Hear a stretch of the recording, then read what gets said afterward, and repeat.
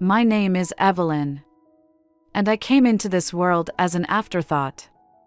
Born to parents who were already in their 40s and had a 10-year-old daughter they considered more than enough. We didn't plan for you, my mother would often say. Not maliciously, but matter-of-factly, as if stating the weather. If it wasn't for your grandparents' insistence, she'd trail off, leaving the rest unsaid. But the message was clear. I was here because my maternal grandparents had convinced my reluctant parents to have another child.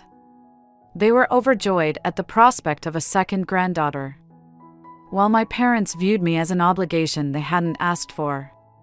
My sister, Olivia, was already deep into her own world of teenage concerns when I arrived. She wasn't cruel or mean. She simply acted as if I didn't exist. While I played with my dolls in the corner of our shared living room, she'd be sprawled on the couch, talking on the phone about boys and college applications, completely oblivious to my presence. Olivia, honey, don't forget your SAT prep books, Mom would say, carefully arranging them in her backpack. Meanwhile, I'd be sitting at the kitchen table, waiting for someone to notice I needed help with my homework. But help rarely came from my parents. Instead, they developed a routine that shaped my entire childhood. Every morning, they'd drop me off at my grandparents' house. You wanted her, my father would say to my grandfather, keys jingling in his hand as he prepared to leave for work. She's all yours. My grandparents' house became my real home. They picked me up from school, helped me with my homework, took me to the park, and made sure I was fed and cared for. Only late at night would my parents come to collect me, usually looking tired and slightly annoyed at having to make the trip. Evelyn, my grandmother would say, hugging me goodbye each night. You're the best thing that ever happened to us. And in those moments, wrapped in her warm embrace, I could almost forget that I wasn't wanted elsewhere. This pattern continued day after day, year after year. While my sister prepared for her bright future, I learned to navigate life as an afterthought in my own home. But my grandparents' love was constant, unwavering. And it was in their home that I learned what it meant to be truly valued. One day, my grandfather would tell me as we worked on my math homework, "You'll understand that sometimes the best things in life aren't planned." He'd wink at me, and for a moment, the weight of being unwanted would lift from my small shoulders. With Olivia away at college, I thought things might change at home. Maybe my parents would finally see me, the daughter who remained. I couldn't have been more wrong. Evelyn. My mother's voice reached me before I could even drop my backpack after school. The house needs cleaning. Start with the bathrooms. What had once been Olivia's chores now became mine, along with a host of new responsibilities.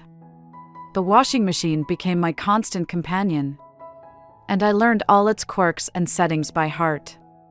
The housework seemed endless. You live here. You need to contribute, my father would say whenever I showed the slightest hesitation. Your sister always did her part. By the time I was 14, I had graduated from cleaning to cooking. It wasn't a gradual transition. One day, my mother simply stopped making dinner.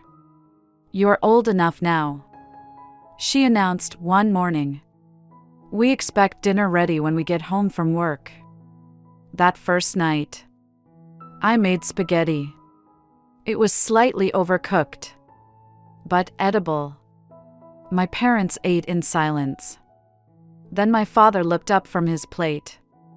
Tomorrow, try something with chicken, he said, his tone making it clear this wasn't a suggestion. My only escape was dreaming about college. Every night, after finishing the dishes, I'd retreat to my room and browse university websites. I'd imagine myself walking across different campuses, far away from the endless chores and cold silences.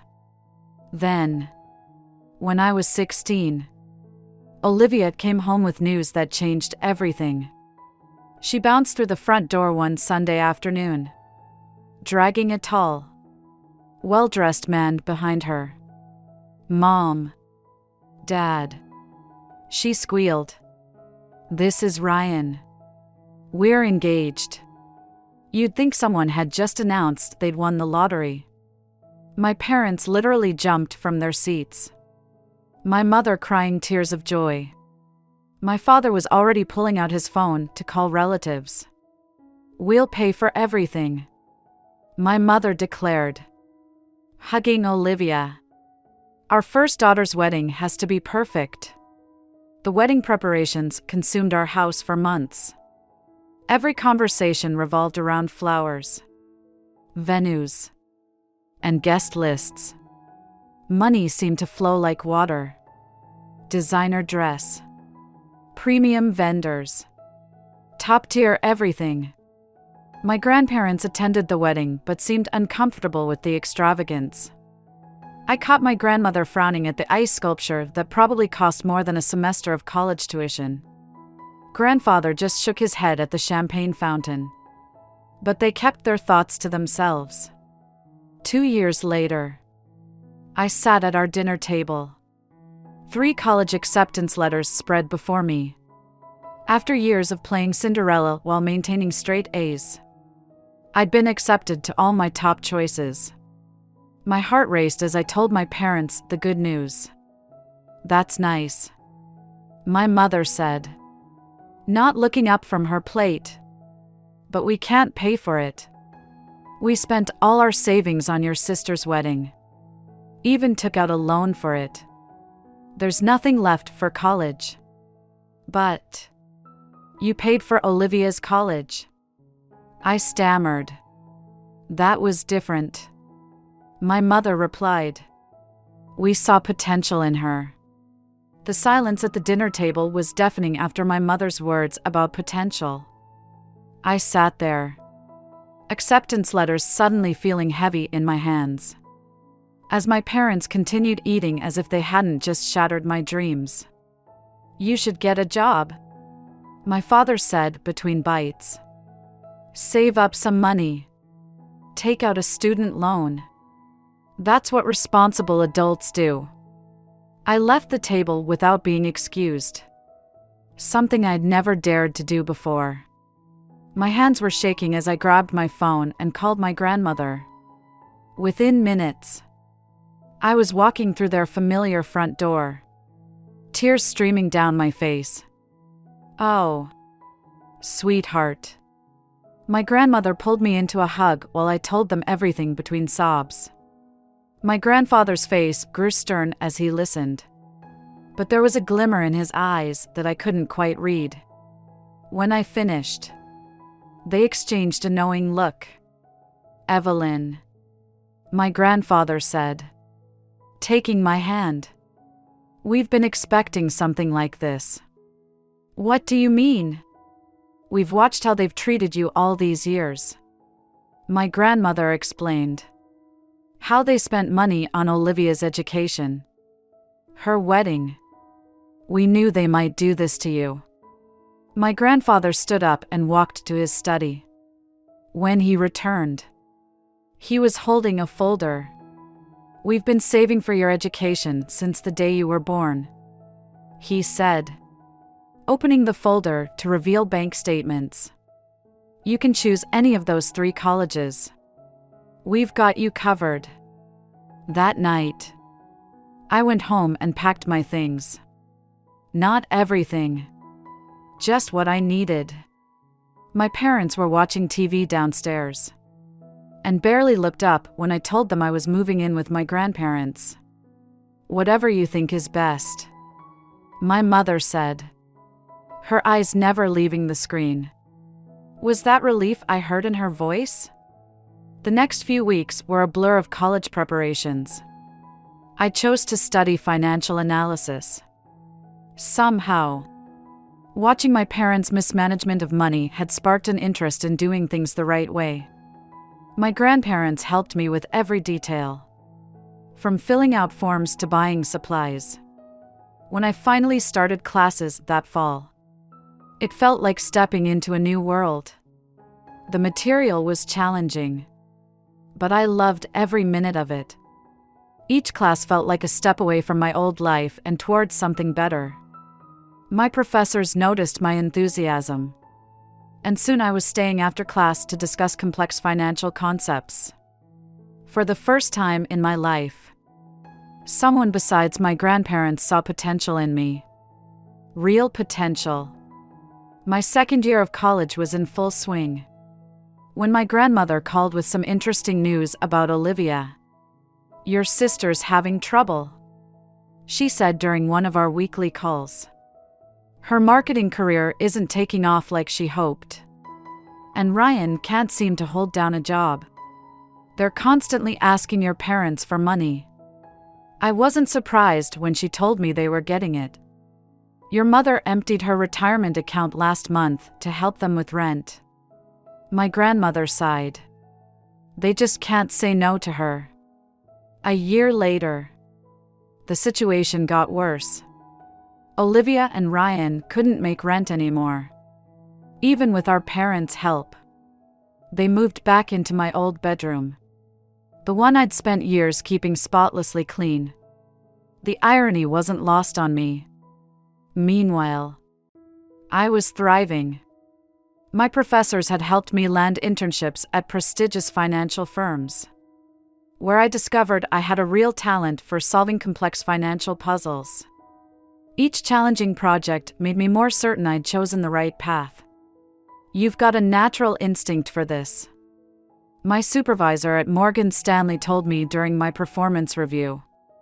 "We'd love to have you back next summer." I kept my head down and focused on my studies, barely thinking about my family except during calls with my grandparents. But when I visited them during my senior year, I knew something was wrong the moment I walked through their door. My grandmother's usual warm smile seemed forced, and my grandfather, usually quick with a joke, sat quietly in his armchair. The house felt heavy with unspoken words. "What's wrong?" I asked over dinner, watching them push food around their plates. "And don't tell me it's nothing. I know you both too well." They exchanged a look I'd seen too many times before, the one that meant they were trying to protect me from something. Finally, my grandfather spoke. "Your parents came to see us last week," he said, his voice unusually tired. "They wanted their inheritance early." "What do you mean?" I put down my fork. "They're in trouble with the banks," my grandmother explained. "Multiple loans. Credit card debt. They said they needed $200,000 to avoid bankruptcy. And you gave it to them?" I couldn't keep the anger from my voice. My grandfather nodded. "We had to. Evelyn. They're still our daughter and son-in-law. Despite everything, it was most of our savings." "But most of your savings?" I was furious. After everything they've done? After how they keep enabling Olivia's irresponsible behavior? After how they treated me? "Sweetheart." My grandmother reached across the table to take my hand. "We know you're angry, but what's done is done. We'll be fine." But I kept getting angry.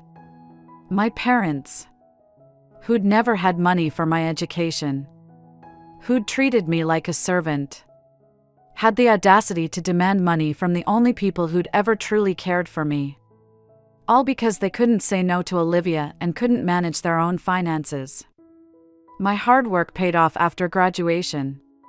With glowing recommendations from my professors and impressive internship experiences, I landed a position at one of the top financial firms in the city. The starting salary was more than I'd ever dreamed of making. I found a modest one-bedroom apartment.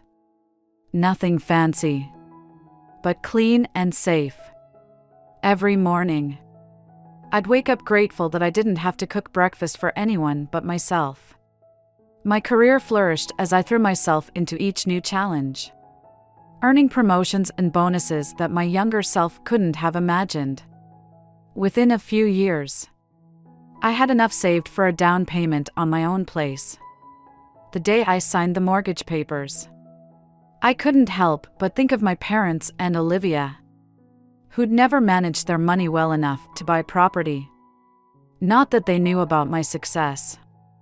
We hadn't spoken in years. Then came the call that changed everything. My grandfather had suffered a massive heart attack. By the time I reached the hospital, he was gone. My grandmother, who'd been by his side for over 50 years, seemed to lose her spark after that. Less than 2 months later, she followed him. I was arranging my grandmother's funeral when I heard a familiar voice behind me at the funeral home. "Evelyn, do you want some help with the arrangements?" I turned to find my mother standing there, looking older and more tired than I remembered. Part of me wanted to tell her to leave, but something in her expression made me hesitate. "Sure," I heard myself say. "That would be nice." Over the next few days, as we planned the service, my parents began to open up. They were struggling. They admitted retirement hadn't been kind to them financially. "We barely make ends meet," my father confessed one afternoon while we were picking out flowers. And with Olivia's twins. Twins. This was news to me. Yes. 4-year-olds. My mother jumped in. Such beautiful boys. But they need so much. Olivia and Ryan still can't manage on their own. So we help where we can. I nodded, keeping my expression neutral. Some things never changed. A week after we laid my grandmother to rest, we gathered in a wood-paneled office for the reading of the will.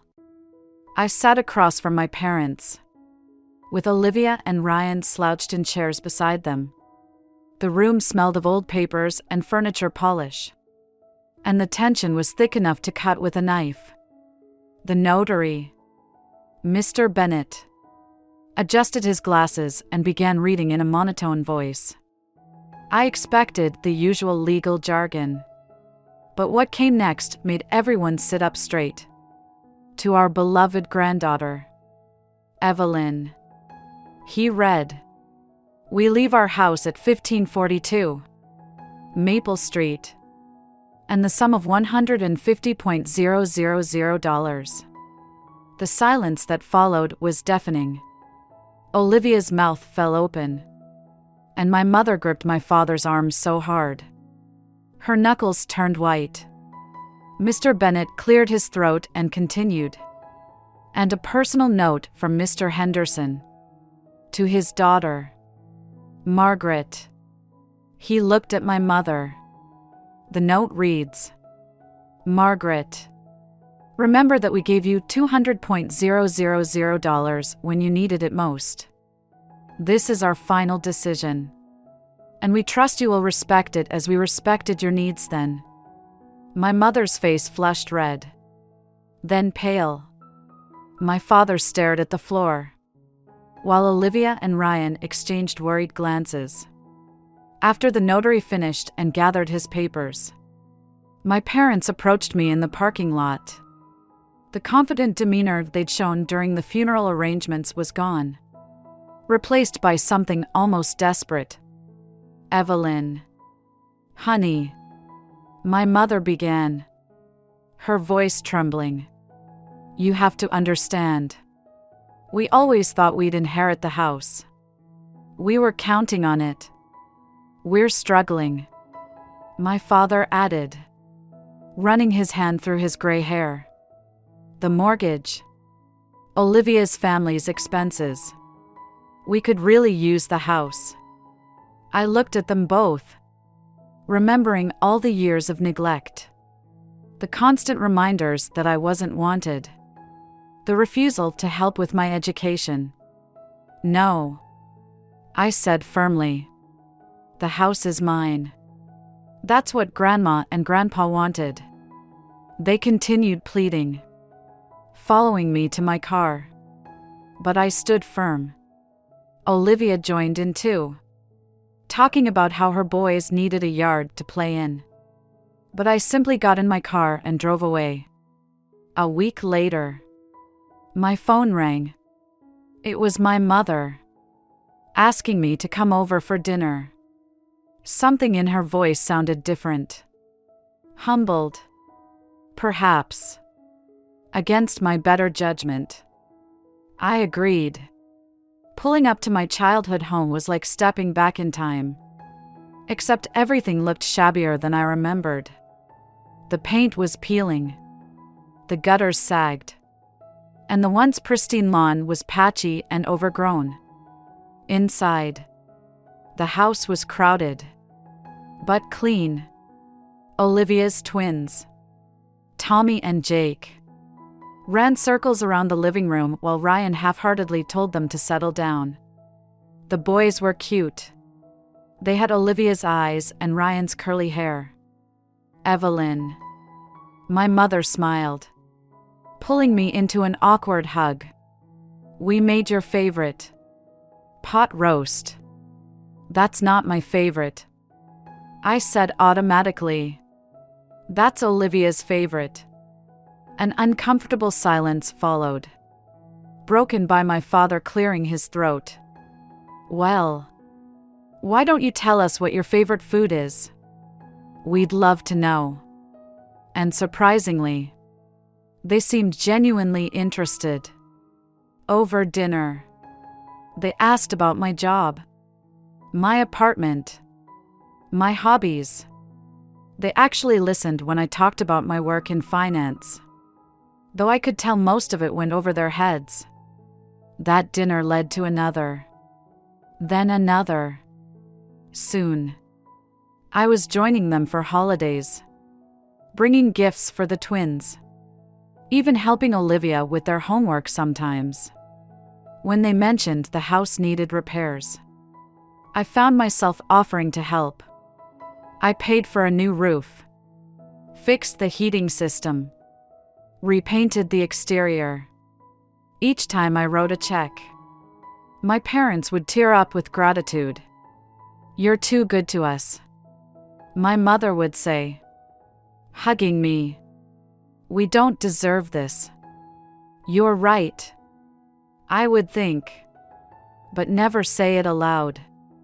Because despite everything, despite all the years of hurt and neglect, some small part of me still wanted to believe people could change. The years passed, and my career continued to flourish. Each promotion brought new opportunities, and my investment portfolio grew substantially. Meanwhile, my relationship with my parents seemed to strengthen. They were getting older. Both were over 70 now, and I found myself wanting to do something meaningful for them. "I'd been thinking," I said during one of our Sunday dinners, watching my father struggle up from his chair. "This house isn't really suitable for you anymore. I want to buy you a new house.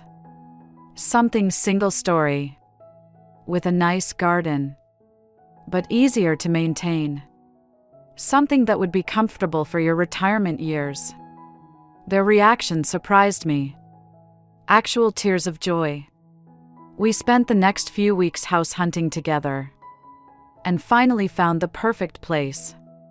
A beautiful ranch-style home in a quiet neighborhood, with wide doorways and no stairs. After closing my checkbook, My parents couldn't stop talking about how excited they were. "We need to have a proper housewarming party," my father declared. "Let us arrange everything. It's the least we can do."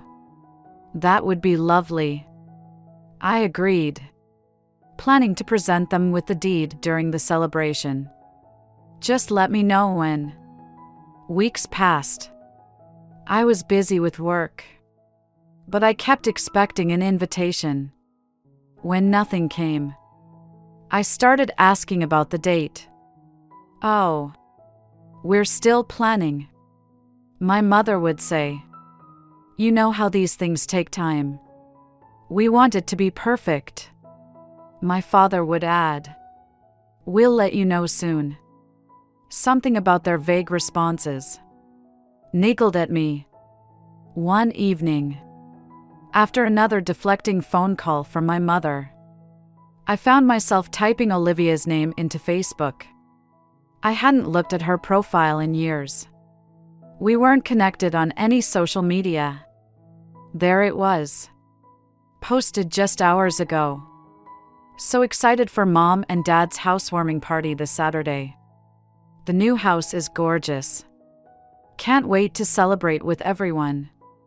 The post had dozens of comments from relatives and friends, all confirming their attendance.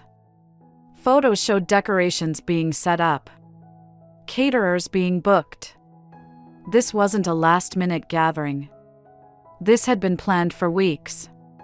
My hands shaking slightly, I called my mother. "Hi, Mom." I kept my voice casual. "Just checking in about the housewarming party. Have you set a date yet?" "Oh, honey. Not yet," she replied smoothly. "Probably in a couple of weeks. We're still working out the details. We want everyone to be able to come. Everyone except me." Apparently. That Saturday, I parked my car a block away from the house I'd bought. Music and laughter drifted through the evening air. Through the large front windows, I could see dozens of people milling about. Relatives I recognized. Friends of my parents. Olivia's social circle. The front door was unlocked. Of course it was. They were expecting everyone except the person who actually owned the house. I slipped in quietly, following the sound of my father's voice, to the living room. And after all these years of hard work, we finally did it. He was saying to a group of attentive listeners. "Bought our dream home. Don't forget about Olivia," my mother added proudly. "She helped so much with the down payment. Such a wonderful daughter. Always taking care of her parents." Someone commented. "Unlike some people," my mother said pointedly. "You know, our younger daughter hasn't helped us at all. Probably too busy with her career to care about family." I stood in the doorway, heat rising to my face as I watched this performance. Olivia beamed beside them, her 7-year-old twins running between the guests in the house I bought. "Actually," I said loudly, making everyone jump, "I think you've got that backwards." The color drained from my parents' faces. Guests turned to stare at me, whispers rippling through the crowd. "Evelyn." My father recovered first, his smile tight. "What a surprise." "I'm sure it is," I replied, stepping into the room. "Especially since you forgot to invite me to the housewarming party for the house I bought." Dead silence fell over the room. Olivia's husband suddenly became very interested in his shoes. "Well," my mother's voice had an edge to it. "What's done is done. You bought it." "Yes. But it's ours now. You can't expect eternal gratitude." "That's right," my father added, gaining confidence. And frankly, you're not welcome here. This is a family gathering. And Olivia and her family will be living here too. My mother announced. They've already sold their house. It's all arranged. I couldn't help but laugh. A cold, harsh sound that made several guests step back. Reaching into my bag, I pulled out a folder. You seem to be confused about something, I said, opening the folder to reveal the deed and ownership papers. This house belongs to me. I never signed it over to you. I was planning to give it to you tonight, at what I thought would be a proper housewarming party. My mother's face went from pale to ashen. My father started to sputter. And now, I turned to address the stunned guests. Now, I'd like everyone to leave. This is my house. And the party's over. You can't do this. My mother's voice rose to a shriek. We're your parents. No, I said quietly. You're just the people who gave birth to me. My real parents, my grandparents, taught me that family means more than blood. They also taught me about finances, which is why I own this house and you don't. They left in tears. My parents, Olivia, Ryan, the twins, and all their guests. I watched from the front porch as they drove away, one by one, until the street was empty. After a few weeks, I learned they'd used the money from selling their own house to buy an apartment. Olivia, Ryan, and the twins moved in with them. They tried calling me for weeks, but I blocked their numbers, their emails, their social media accounts. The house? I sold it a month later and put the money in my account. Someday, I'll have my own children. And I promised myself they'll never have to earn my love or compete for my attention. Unlike my parents, I'll love my children equally and unconditionally, the way my grandparents loved me.